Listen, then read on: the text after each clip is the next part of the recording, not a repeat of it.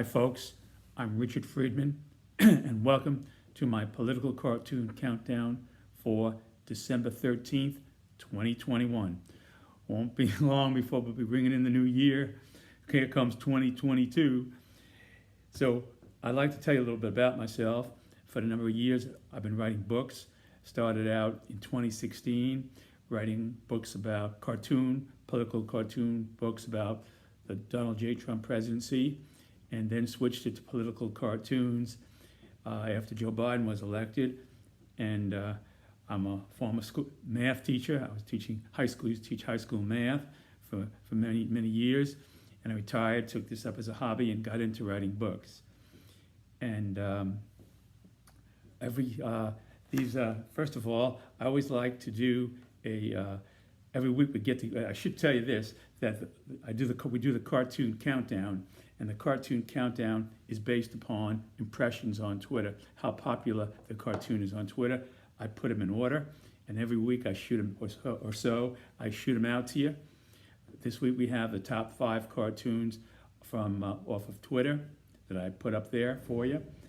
And so here, I always like to, before we get started, I always like to reminisce about time. This is about 1 year ago today. This was December, today is the 13th of December.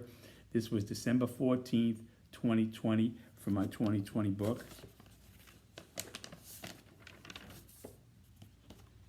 Yeah, this was my 2020 book.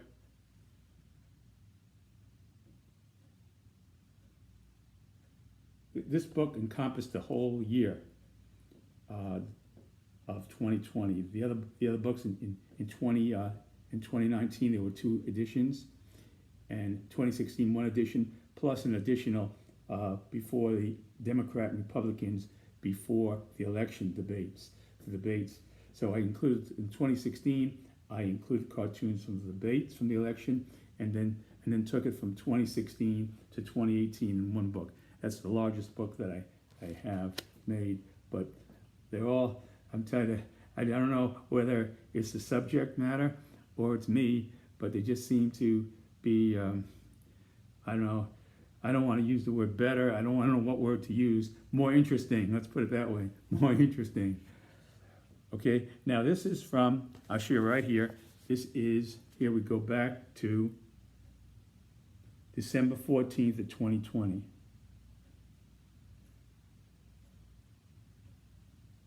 See that? December 14th, 2020. Now, we find here then President Trump in the Oval Office. And there's the grandfather clock. You see that? And there's the door to the Rose Garden, right here, that's the door to the Rose Garden. And here is a dartboard with his former Attorney General Bill Barr dartboard. And here is former President Trump playing with that dartboard here. You can see what's going on there, where this cartoon is going to end up.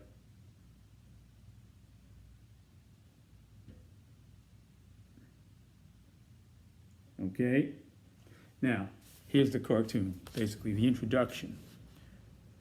Then President Trump multitasking while tweeting the below to announce his Attorney General William Barr will be stepping down just minutes after Biden is affirmed in Electoral College votes to be president-elect. In the wake of Barr disputing the president's claims of widespread voter fraud. So Barr did an investigation. He says there's no evidence around that could possibly change the results of the 2020 election, and take out Biden and replace Biden with the then President Trump. There's no credible evidence to support that action or any actions that would lead to that. So. And then the president publicly announcing his criticism of Barr for not doing more to help him overthrow the results of the presidential election. So then President Trump was very upset with Barr, claiming he did not do enough investigative work to prove the fraud of the election. Okay?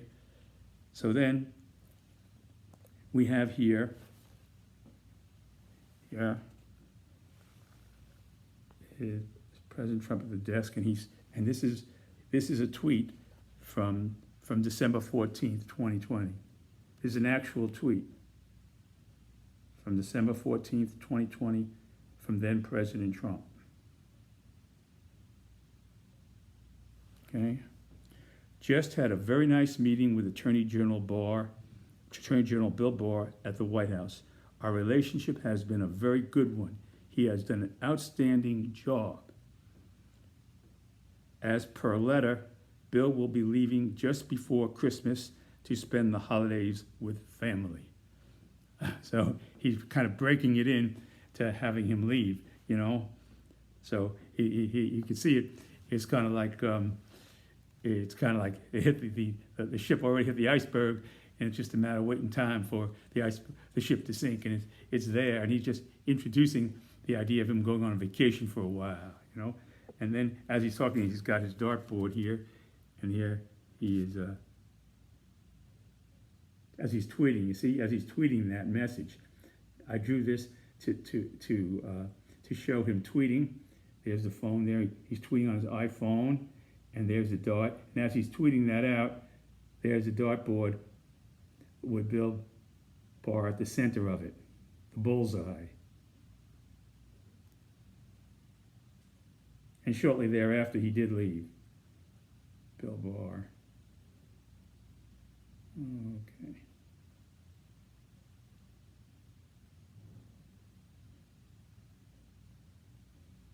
There's a grandfather clock. There. I like to do the details. Okay. December 14th, 2020. The tweet. The dartboard, Barr, and then President Trump throwing the dart while he's tweeting on his iPhone, that what I just read.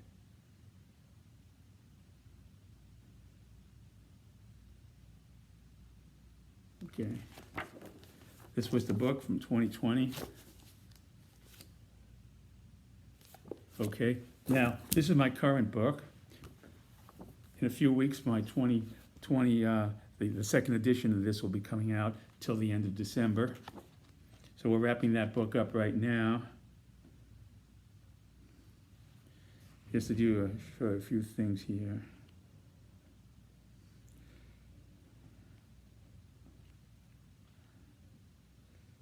Here's Attorney Sidney Powell.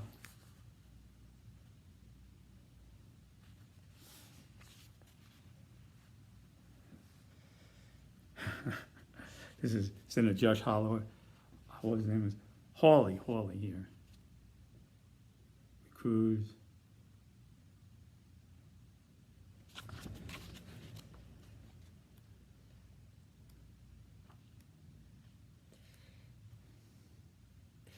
Here's Lindsey Graham. Do you remember when Lindsey threw his cell phones around? Remember when then President Trump, and during the campaign, before Donald Trump was elected president, I think he gave out Lindsey Graham's. I don't know whether he was president or it was close to the time when he became president. That there were, or Lindsey did something, or I don't recall what it was. So long ago now, a year is like a century, and so this is Lindsey Graham throwing a TV the way he threw around his cell phone. He did a video. Lindsey did a video of throwing the cell phone around, because he really went crazy, because Trump gave out his phone number to everybody, and when Lindsey started criticizing President Trump, that was it. Lindsey criticized him badly, you know. And they used a lot of adjectives there. And Trump, what he did was say, well, he's my best friend, and now he's criticizing me. So he gave out his telephone number to everybody. They were calling him. They were driving Lindsey crazy. So he did a video showing himself smashing up his telephones, you know. So I did this, him smashing up his flat screen. And he's saying here, this is for MAGA. It's Trump plus in 22, minus McConnell in 2026. The only regret I have but one TV flat screen to give for Donald Trump. You know, I took this off on Patrick Henry. He said, I regret I only have one life to leave to lose for my country. So Lindsay did this here with a flat screen TV. You know, they only had one flat screen to lose for his President Trump. Okay, turned into quite a loyalist, Lindsay did. Still there, still there. Okay. There he is, Lindsey Graham. This is in support of Trump. The other time he was throwing his cell phones around because he was frustrated at him giving out his telephone number after he said some bad things. So that's how the world spins. Okay. Here's Barr in front of the Justice Department. Okay, this is the 2021 book. This is the second edition of the 2019 book here, with the White House in the background. Here's McCarthy.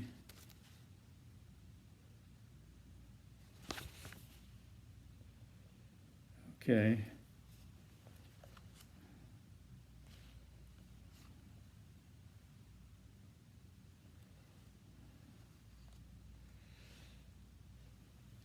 Here is, this is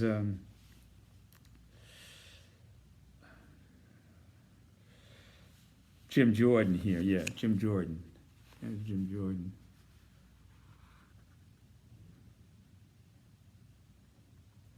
Okay.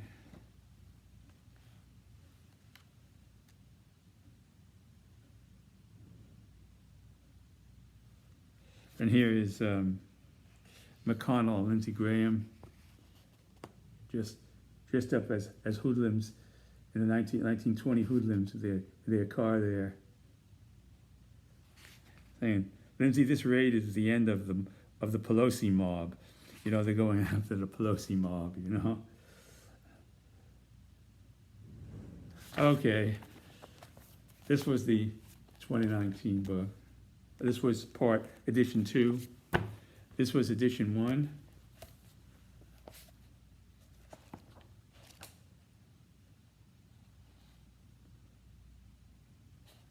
And here we have this something I drew here.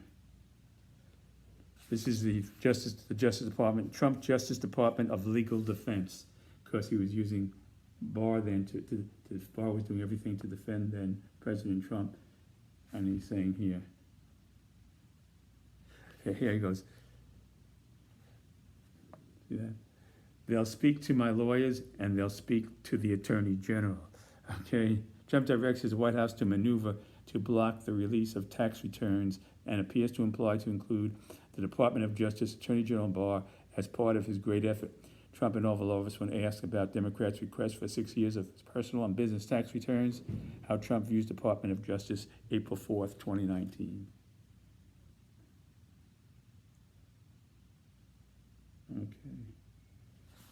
Okay. Well, that's what Justice Department is there for. You know? Okay. This was my first book that had a lot of stuff. This was, here is a book that has Democrats, a section for Democrats and Republicans.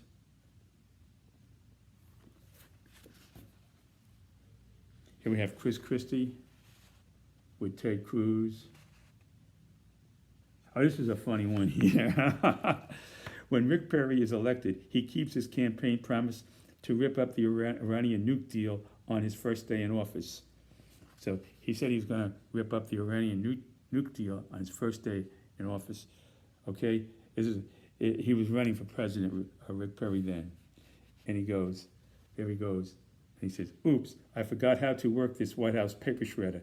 Can someone show me how it works? This White House shredder is difficult. This is supposedly the Iran deal is going to shred up. Okay, he's in the Oval Office now. You see, imagine he's in the Oval Office. President Rick Perry here. The White House shredder is different than the one back in Texas, and there's the plug, and he forgot to plug it in the wall, so that's why it don't work.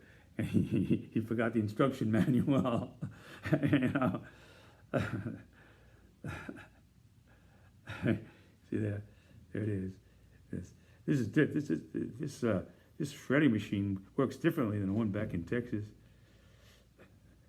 Where you got to, no matter what you got to plug it in the wall. You know, there it is. Okay, okay. All right, folks. All right, here we go now into the political cartoon countdown. This cartoon is not part of the countdown, so I'm putting it up at first. We just did it earlier today and didn't have a chance to put it up. Okay. Now here we have the setup here is that Trump's Supreme Court dream. Now this is what's going on now, right here in the here and now.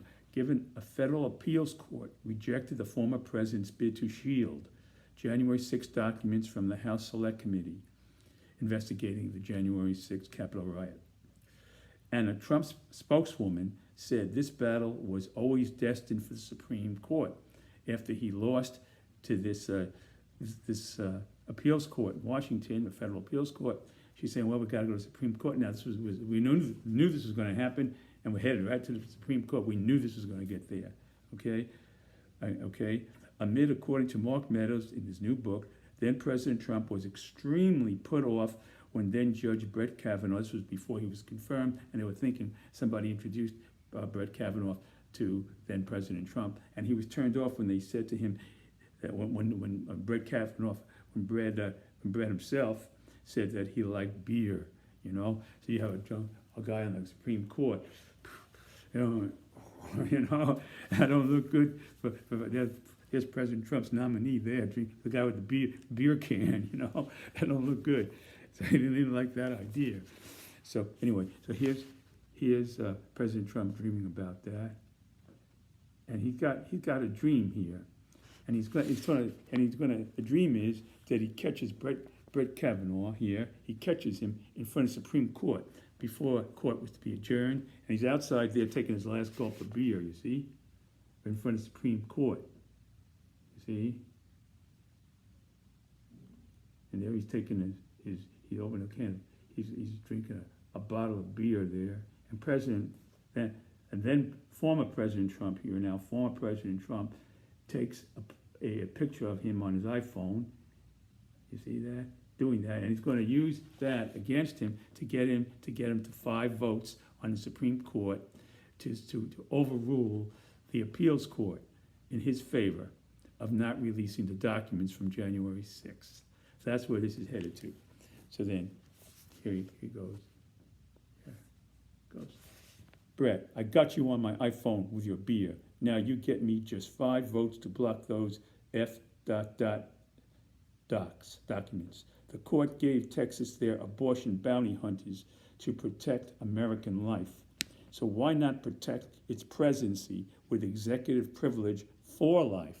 So they gave for life. You should protect the presidency of the United States for life too, you know, and keep my executive privilege alive and well, so I can use it for all time, you know, especially when I'll be running for president again in 2024, you know.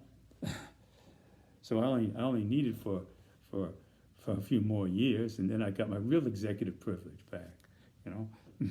Okay.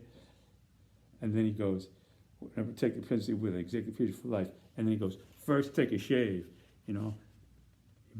He needed to shave there a little bit. So former President Trump is advising him to take a shave.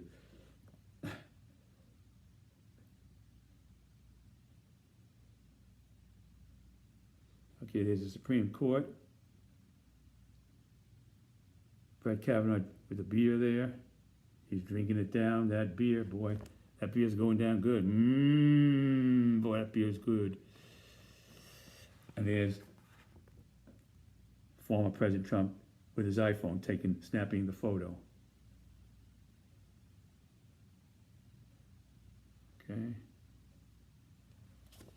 Okay.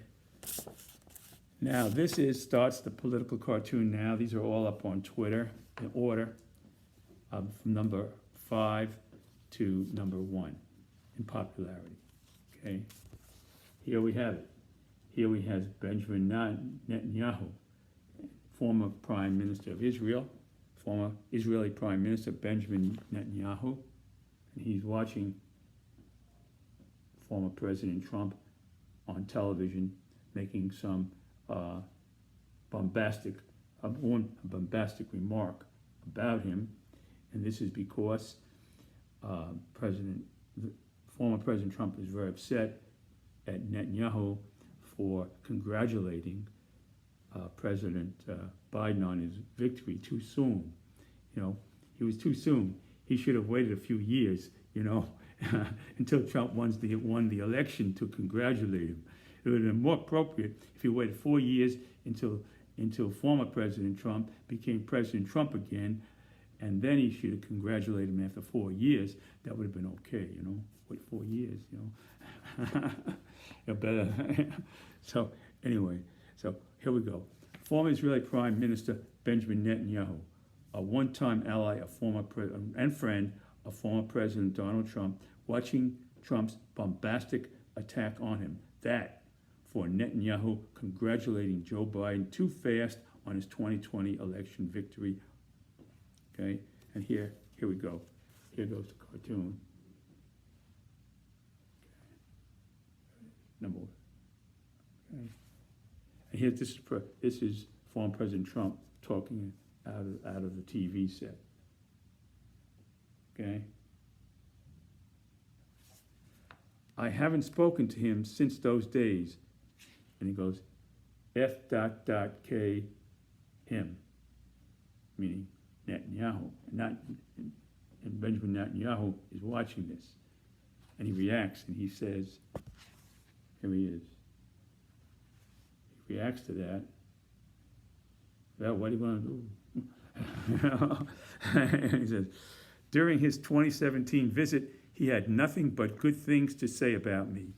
After he cleaned me out of chocolate cake, coconuts, and 5 pounds of Kishel cookies and 10 cases of Diet Coke. And then he goes on thinking to himself,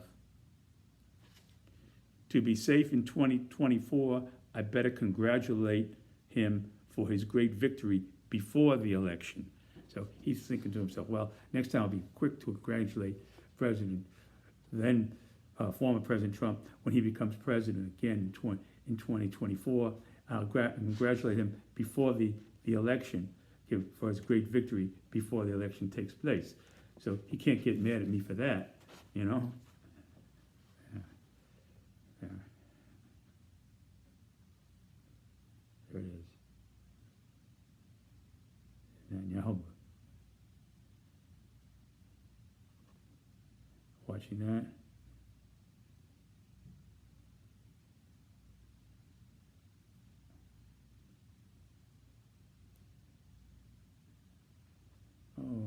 Okay. What are you going to do? Okay. Okay, numero dos. Oh, I'm sorry, numero cuatro. Cuatro. I think this is number 3 because I did one that I didn't show you on the that I left off the countdown. All right, now here we have something very interesting here. Former President Donald Trump. Well, I took the movie. A lot of you people may not be old enough to remember The Birds, Alfred Hitchcock, The Birds. When all these birds started attacking in a small town, they were attacking people, and everybody didn't know what was going on. And it was called The Birds, Alfred Hitchcock's The Birds. And they were taking shelter from the birds, you know. And it was an interesting movie from Alfred Hitchcock back, I think it was in the 60s. And so I took a takeoff on that. I have the birds here overwatching all these birds coming around. Even the birds got pissed off at the political things going on in Washington, and they're rebelling, you know. The birds have gotten, you know, but they're siding with Trump here. They're Trump's allies here in this cartoon. The birds are Trump's allies. and is he having a dream about this? Okay, is President Trump, former President Trump, dreaming about this? Okay, there's the birds, capital. Here's former President Trump. There's Mitch McConnell, Senate Minority Leader from Kentucky, Republican, and Chuck Schumer, the Senate Majority Leader now, Democrat from New York, and they made an agreement to stop the country from not paying its debt. If we don't pay our debt, interest rates are going to go zooming high because our credit rating will go down. They'll be charging us so much money interest, and the money would get tight because it would just be a chain reaction. It would be devastating. If the United States, for all the years that we have as a reputation of paying our bills, and we didn't pay our bills, could you imagine? We couldn't get credit. If we couldn't get credit, what would happen? You'd have Medicare going down. You could have Medicare, Social Security, all those life-saving things going. You'd have people at 80 years old going back to work, shoveling snow in the wintertime and driving taxi cabs. 85-year-old guy and driving trucks, and working in bowling alleys, giving out shoes in bowling alleys, and putting up umbrellas on the beach. 95-year-olds doing that because the Social Security would go boom because the drain in interest rates it could topple the whole thing, but they're willing to do. Republicans, some of them were willing to do that, take that risk of the United States. And once you do it one time, just one thing, you don't pay that debt. It's irretrievable. You can't say, okay, I'll pay it now. I'll pay it next week, next month. No. That once you do that, you've crossed the Rubicon, So anyway, and then think of what our enemies would make out of that. You see the United States? Look at that, they're democracy, and they can't even pay their bills. That's the great democracy, So it would be devastating on many levels. Okay, so former President Donald Trump, the Birds' Alfred Hitchcock dream after blasting broken old crow Mitch McConnell. That's his new name. Former President Trump's new name for Mitch McConnell is now Broken Old Crow. Republican Kentucky Senate Minority Leader for recruiting Republicans to aid the Democrats in raising the debt ceiling to avoid a U.S. default, which means not paying your bills. Trump saying, this is word for word from former President Trump. Quote, Mitch McConnell, the broken old crow, has just conceded for absolutely nothing and for no reason the powerful debt ceiling negotiating bloc. This is negotiate. He sees it as a weapon, negotiating bloc, It reminds me when I was a kid, I used to have block fights in my room with my friends. I had blocks. My parents bought me some blocks, and we used to take the blocks and we get into fights with the blocks. There'd be marks on my wall when I came back to visit.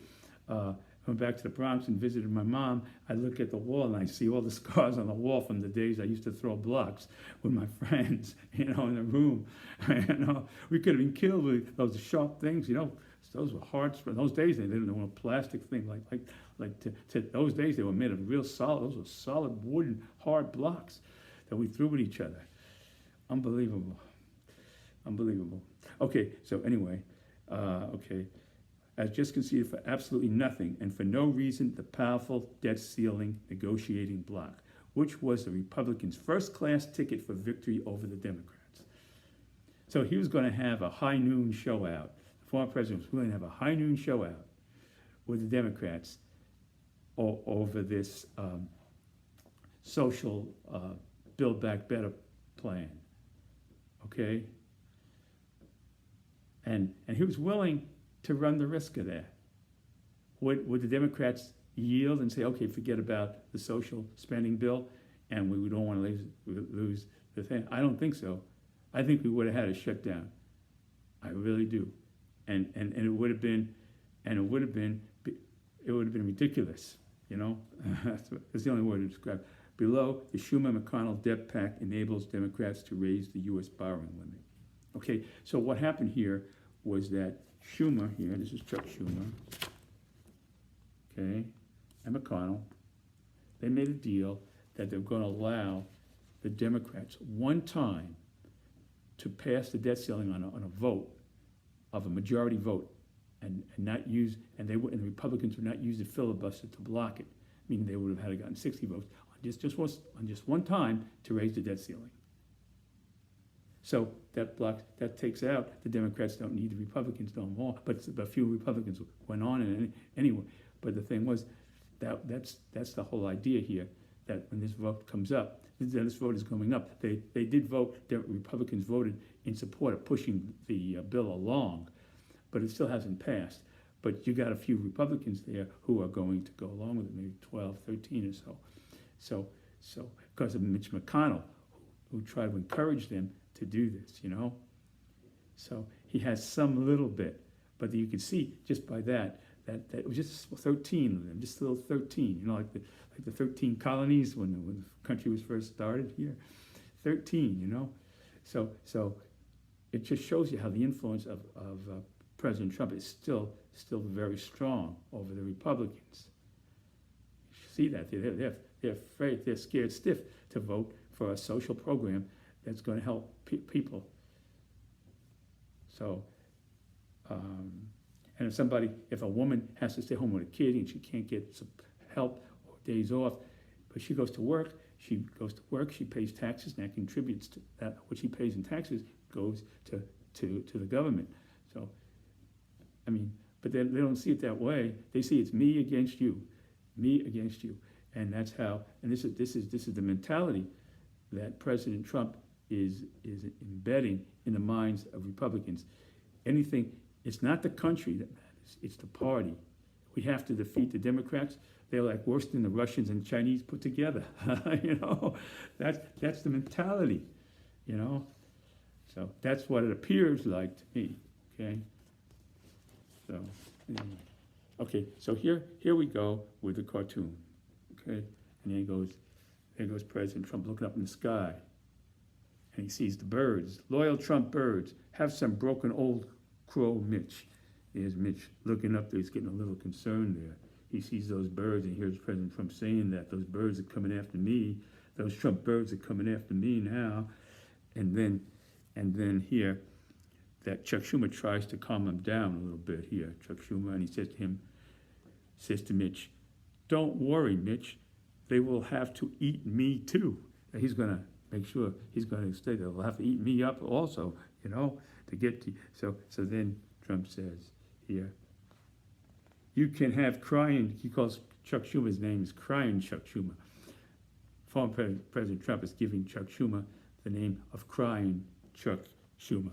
So you can't have Crying Chuck Schumer for dessert. There it is. That's the dream. He's dreaming this.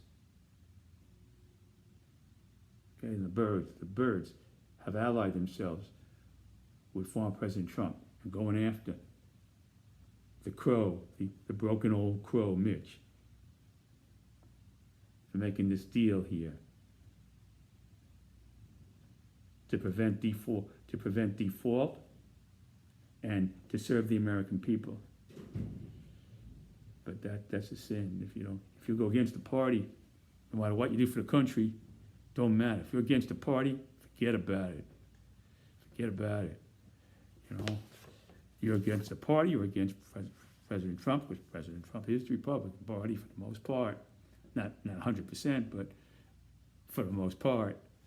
So there you have it. Okay, there's America right there. There's the Capitol here. Former President Trump's great dream here. There he is.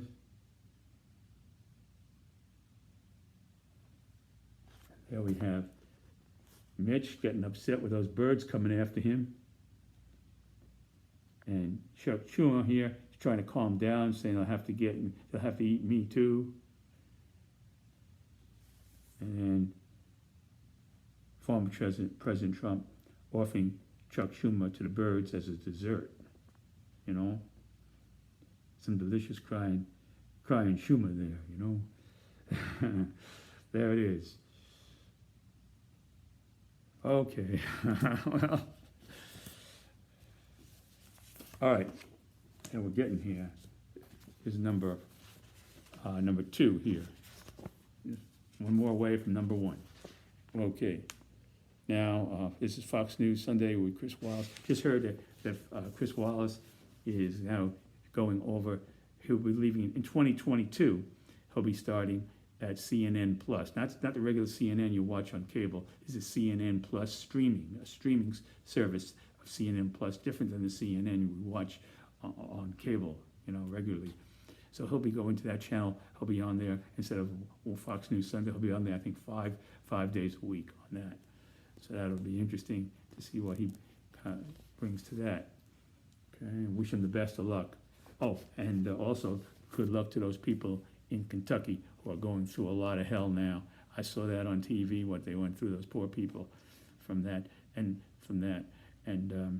it's a damn shame. It's a damn shame. And, you know, they say that if we didn't have global warming, it wouldn't be so bad, these things. Well, I say this, that you can't prove it experimentally, but it's obvious that global warming is affecting the planet. It's obvious when you see all the floods, the places that are flooded out, the rising sea levels causing floods in cities like in Miami Beach over there, and you see all these things happening. This is no coincidence, you know. You can't point to it and say this is it. This is that. Because of this we had that. But if you look at the pattern, you can just look at the pattern of what's happening, and you have to say to yourself, "Wow, we got to do something about that." Not to do something crazy, you know, but we have to work towards that goal of stopping the effects of global warming. And those poor people of Kentucky, my heart goes out to all of those people. The families lost loved ones, and all those things that happened there. So many stories that I heard. It's just unbelievable moment for those people. And, so anyway, so this was a cartoon here about Fox News. Given Nunes is resigning from Congress to become CEO of Trump's media company, and the former president currently banned on social media platforms. Okay, now former President Trump is banned on social media platforms, so he's starting his own social media platform under the umbrella of his media company, a much larger media company. Plans he'll probably do a cable channel and compete with Fox. Won't be surprised if we have a Trump cable news network competing with Fox. You know, I won't be surprised at that. You know, so we could have Tucker Carlson doing the 6 o'clock news. You know, on Trump's Truth Network. Imagine turning in at the 6 to the 6 o'clock or 6:30 news, 6:30, and then you see Tucker Carlson doing the world news on Trump's Truth station. You know, there's Tucker Carlson in the 30-minute news. You know, can you imagine? Here's what's happening, folks. Okay, use your imagination on that one. Okay. So anyway.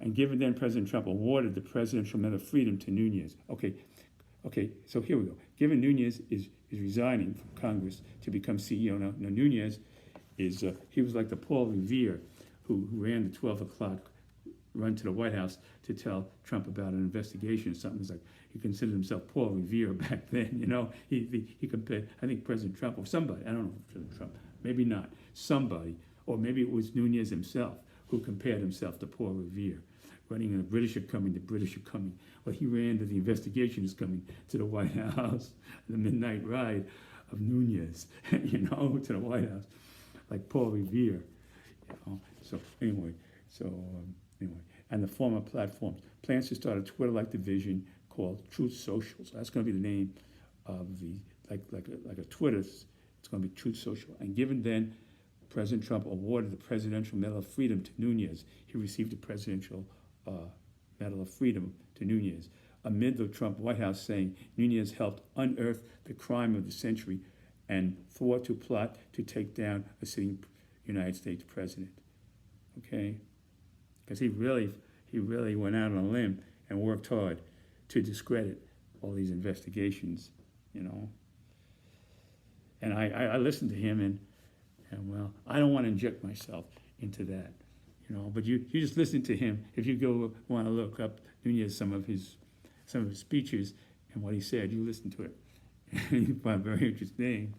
Okay, so here we have Chris Wallace taking up the lead here, and here he's talking with Nunez on his show. This here really happened. This was a real interview. This is the way, you know, there wasn't. This was about a week ago. Well, you certainly come to your new leadership position at Trump's media company with great credentials in supporting the former president. But how would you attract those who say at the 2019 impeachment hearing you used all your time to try to out the Ukraine whistleblower? You see, that's what he did. I looked at that, and I went back to that and looked at that.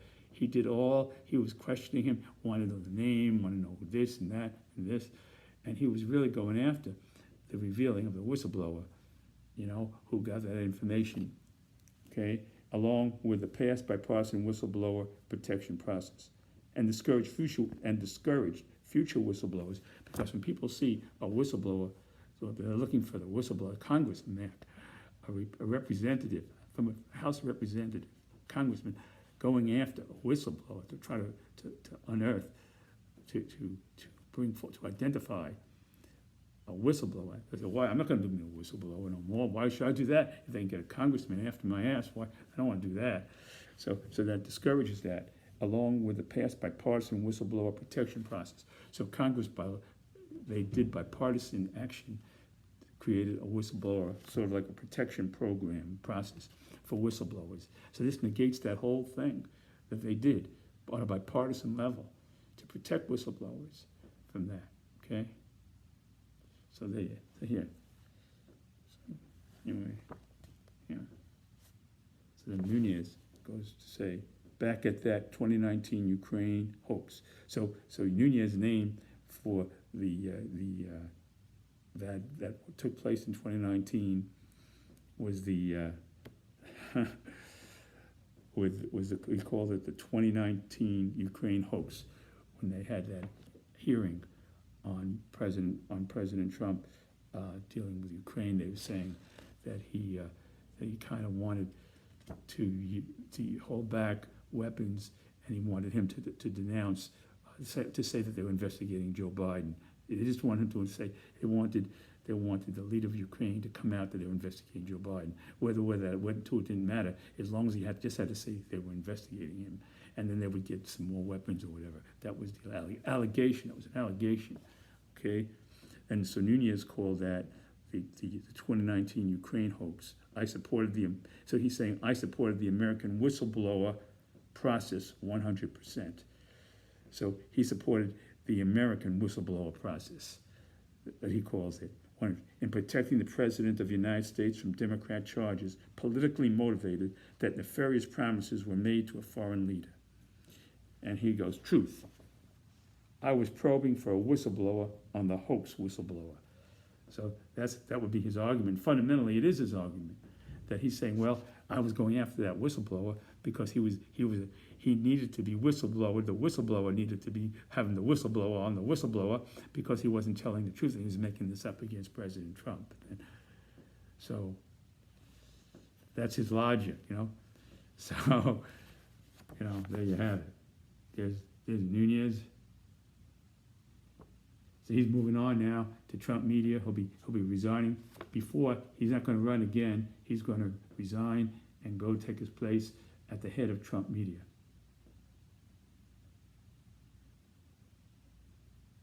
You know. See, when you're elected in office, you don't lose your job until after your term expires and people then fire.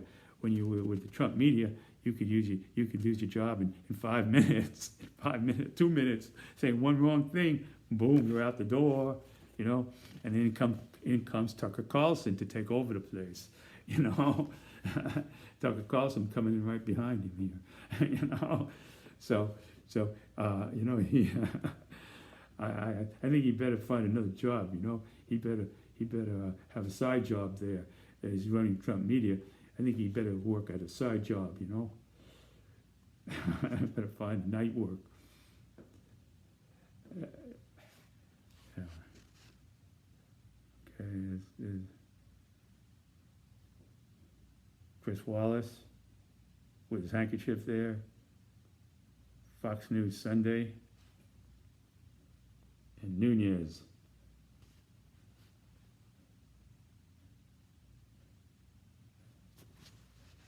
There we have it. Okay, that did very well. Okay, now, numero uno de la semana, number 1 of the week. Here we have it here. This guy is Mark Meadows. He's running the gamut. He's going around, he's going full circle. I just heard now that he's asking for leniency from the select committee, not to go after him and not go after him on contempt of Congress, because he feels he gave so much out there already, and he gave so much, and he wants to say to them, he's basically, what I surmise his reasoning is, I gave you so much, and I was close to President Trump. But there is an element of a combination of those two things.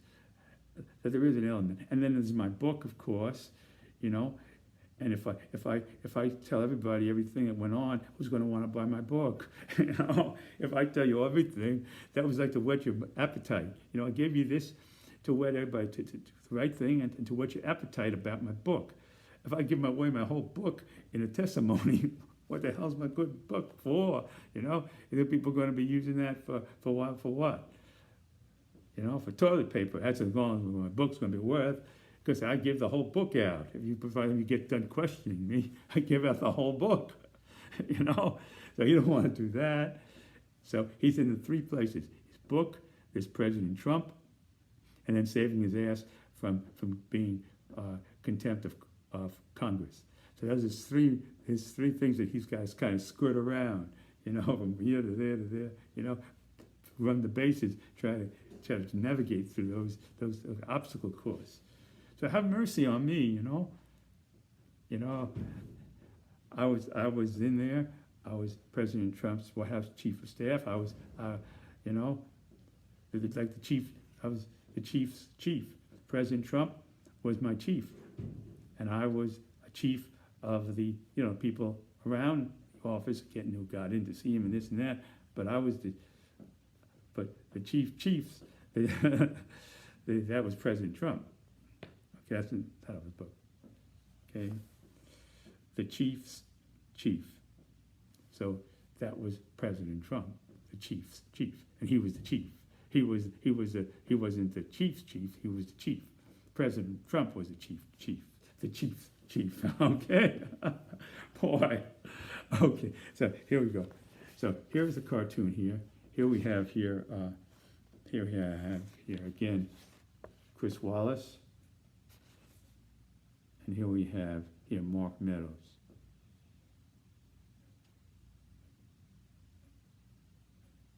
Okay. Mark Meadows, Trump's former White House chief of staff, future interview with Fox News host Chris Wallace. Okay. This was a future. I hypothesized this whole interview. Okay, the other one was, it was 50-50. I mixed it up with hypothesized. This is my take on how it would go. Mark Meadows, Trump's former White House chief of staff, future interview with Fox News host Chris Wallace, following Meadows ending his cooperation with the January 6th Select Committee and releasing his book, The Chief's Chief. I'm not going to go through that again. Okay, an excerpt paraphrased. This is a paraphrased excerpt from his book. After then, President Trump said, "We're going to walk down to the Capitol, and I'll be there with you." It's a quote from the book, and we heard that. We heard former President Trump saying that. In a conversation with me, Trump, when he got off the stage, said, his conversation is person to person with President Trump, said, I was speaking, quote, metaphorically about the walk to the Capitol. Metaphorically. All of a sudden, President Trump is now a literary professor here of English literature. Metaphorically, you know, I never heard President Trump use literary terms. Before he doesn't generally talk in those literary terms. So anyway, so here comes now the interchange here. So here comes Chris Wallace on the interview, and he's saying here, Mr. Meadows, you have to agree, former President Trump has never used literary terms like metaphor. He never used anything like metaphor before. You know, get the metaphor out of here. Get away from me with that metaphor. Metaphor. Whatever. So anyway, Mr. Meadows, you have to agree. Former President Trump has never used literary terms like metaphor. And then here goes Mark Meadows, how he would answer that. Because President Trump knew well as anyone that he couldn't organize. Now this is out of Mark Meadows' words. This is what he did say. He didn't say it in an interview with Chris Wallace, but he said it. This is his quote that he did say. This is Mark Meadows, word for word here. President Trump knew well as anyone that he couldn't organize a trip like that on such short notice. It was clear the whole time that he didn't actually intend to walk down Pennsylvania Avenue with the crowd. Because you had to clear with security and this and that. Everybody knew that he would never do that. They knew, President Trump ain't never going to come here. We're never going to do that. And they did, So anyway, okay, and they would have the horns and they were blowing the horn. President Trump, like remember that thing, Car 54. I used to watch that thing. President Trump, where are you? Like Car 54. Where are you? I used to like that. It was a car show about two police officers drove around the Bronx in a police car, and they did all kind. They had an episode every week of what would go on at the station there in the Bronx. It was quite a funny show. There's a holdup in the Bronx. Brooklyn's broken out in fights. There's a traffic jam in Harlem that's backed up to Jackson Heights. There's a scat short a child. Khrushchev's doing out a wild. Car 54, where are you? That was the lead into the thing. I'll never forget that. Okay. So anyway, Trump made that promise. Okay, and then we have Chris answering him. Was it also a metaphor when then President Trump encouraged his pro-Trump supporters to fight like hell? And this is what then President Trump said, fight like hell against lawmakers. He used the term, fight like hell. He used that term. I want you to fight like hell. You have to fight like hell against lawmakers refusing to overturn Biden's electoral victory. So the lawmakers there, they were refusing to do that. You see? And they were about to ratify Joe Biden, then President-elect Joe Biden, to ratify him as the elected president of the United States. And they didn't want to change that. And President Trump was doing, we now know, we are learning today, everything that went on, how we tried to reverse that, getting electoral people in states, change the electoral votes, get states to change the electoral people who did this and do all kinds of things, that went on there. So this is coming out. So anyway, that's the will that he had, whether to be president, people will debate this for ages, whether President Trump believed this or whether he was just so determined that it didn't matter whether it was true or not. To him, he had to stick to it's all debatable stuff. People will write like this will be written for centuries from now. People will be speculating over this. When historians and go out in the year 2125 or 2201, if we're still here, people are still going to be speculating on that, because there's no way you can't go into a person's head and see what's going on there, and it remains up in speculation. Okay, so then this is Meadows here how we would react to that, saying to fight like hell. Now he's saying, is that a metaphor too? Just like it was a metaphor that he would say, I'm going down, will be with you. You know, he meant spiritually, that he'd be there spiritually. I'll be with you spiritually. My spirit will be with you, because I can't go down there because I don't have security. It would take hours to plan. So he meant it metaphorically, is what here Meadows is saying. And then here, Chris Wallace comes back and says, well, did he mean it also metaphorically when he said you got to fight like hell against these lawmakers to get them to change the outcome of the election in favor of President Trump? So did he mean that was also a metaphor, to fight like hell? And then Meadows would answer him like this: Chris, that's very possible he meant it as a metaphor, yes, because President Trump actually did not mean for them to literally fight like hell. He didn't mean for them to literally fight like hell. Everybody knows nobody fights in hell like they do in Washington. So you can't fight. Well, fighting like hell is not so big deal, because they fight more violently in Washington than they do in hell. So fighting like hell doesn't mean nothing. I mean, it doesn't mean nothing. It's not to say a fight like in hell. It's just meaningless. It really doesn't amount to anything. Because if people fight harder in Washington than they do in hell, everybody's just burning up there, down there, just burning up. Nobody's fighting nobody in hell, you know. So if people fight up here in Washington more like they're fighting here. So anyway, folks, I want to thank you very much for hanging in there and watching my video, political cartoon countdown for today. And I wish you all the best. Stay well, and until we meet next time. And I'll say, God bless you, and God bless America. And take care, folks. See you again.